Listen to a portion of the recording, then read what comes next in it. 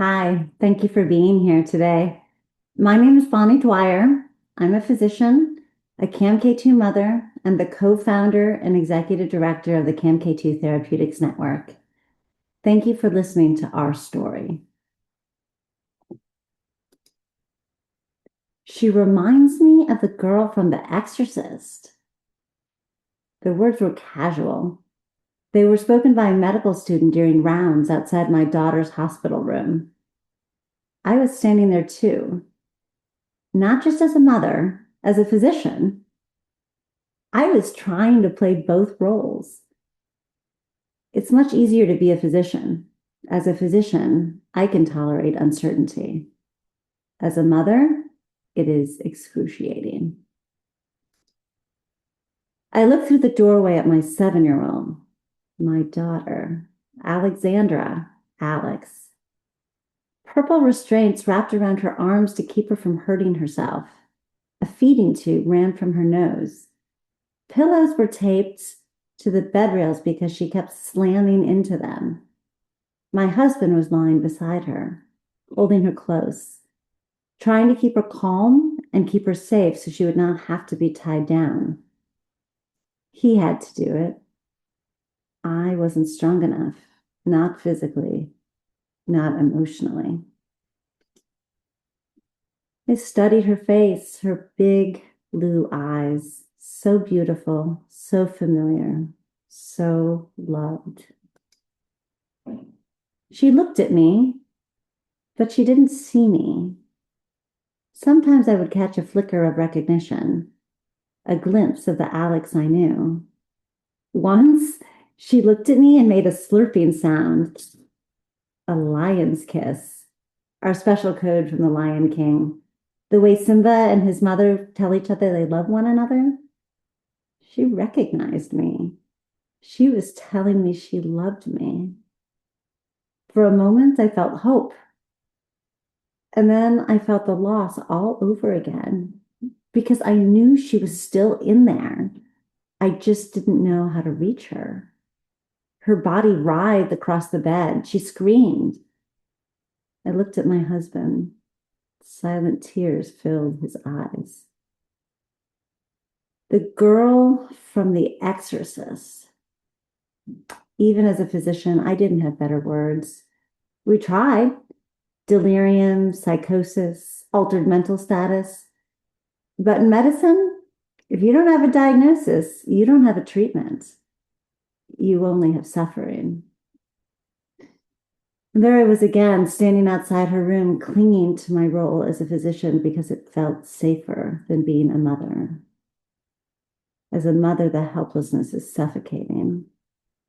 I was scared, more scared than I had ever been in my life. Would Alex stay this way?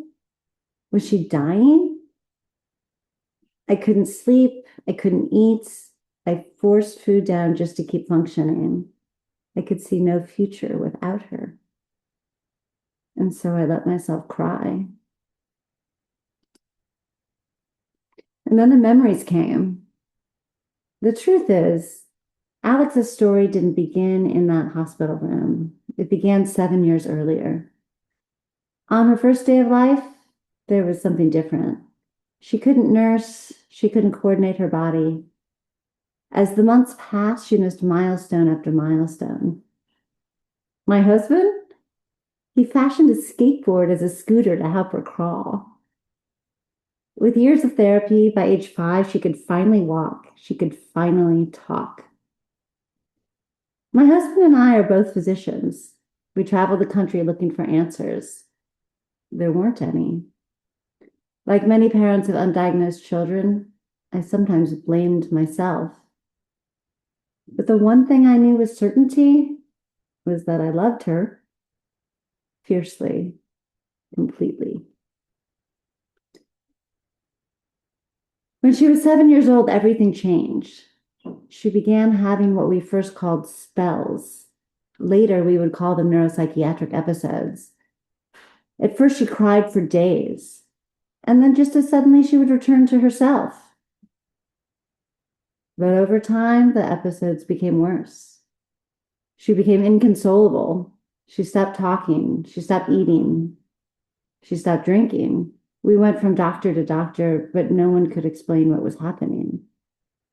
During the worst episodes, we held her down and pushed Gatorade into her mouth with a syringe just to keep her alive. The episodes escalated, violence, self-injury. Looking back, it seems obvious. This was an ultra-rare disease, but at the time, it was simply chaos. And eventually that chaos brought us back to the hospital room, the room where I was convinced I was losing her. To borrow the words from another author, her brain was on fire. And then 2 weeks later, crying, my husband called me and said just 2 words: she's back. She had opened her eyes. She had looked at my husband and said, "Daddy, why do I have a pulse oximeter on my finger?" And in that moment, he knew. I knew. She was back. I fell to my knees and sobbed because I could live with intellectual disability, but what I could not live without was Alex. I wanted my daughter, the girl who lived her life as if she were a princess in a ballet, the girl who saw the world in orange and pink and lavender, the girl who seemed to hear the Nutcracker playing softly in the background wherever she went. I had her back. We went home. 2 weeks later, it happened again. 2 weeks on, 2 weeks off for 8 months. We lived from crisis to crisis. And then one day, in the middle of an episode, Alex screamed, "My head is killing me." It was the first clue, the first glimpse of where she had been. I could see her for a minute somewhere within that abyss. Not possession by the devil, not madness. It was pain. And maybe a little psychosis. For the first time, though, we had a direction. We treated her for severe headache, and she got better. Not cured, not perfect, but better. And that was the moment that changed everything. 3 years later, the puzzle pieces finally came together. Alex became one of the first 22 people in the world diagnosed with a CAMK2 related disorder, a single genetic mutation affecting calcium signaling in the brain. CAMK2 is one of the brain's most important control switches. It helps regulate learning, movement, emotion, and consciousness. When it functions normally, the brain's signaling systems stay in balance. When it breaks, everything can begin to unravel. What we had lived through finally had a name. But something even more important, we understood we could help her. This disease did not have to be a life sentence. We began to understand that the medications we had given Alex for headache were already helping to normalize the underlying biology. Not perfectly. We still had to balance side effects to protect her heart. But it was proof that biology is not destiny. Today, Alex is 20 years old. The little girl I thought I was losing is sitting here with us today. She loves pink hair, her family, her friends, and dancing. She still has episodes, but she's not been hospitalized in more than a decade. My husband and I co-founded the CAMK2 Therapeutics Network because no family should have to endure what ours did. Along the way, we learned something unexpected. This is not just a rare disease story. CAMK2 is one of the most abundant proteins in the brain. Its dysfunction has been implicated in conditions including bipolar disease, Parkinson's disease, Alzheimer's disease, addiction, and other neuropsychiatric disorders. When we learn how to repair this broken pathway, when we are able to understand this disease at its source, we move one step closer to helping not only children like Alex, but all of us. I think about that medical student sometimes, the one who compared my daughter to the girl from The Exorcist. It was not meant to be unkind.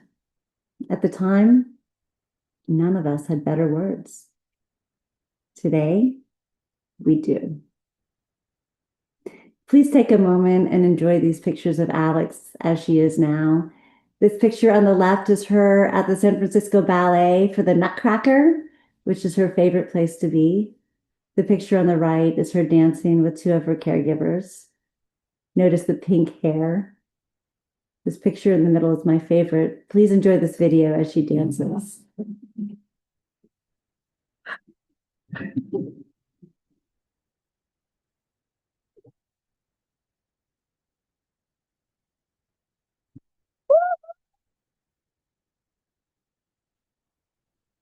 Oh!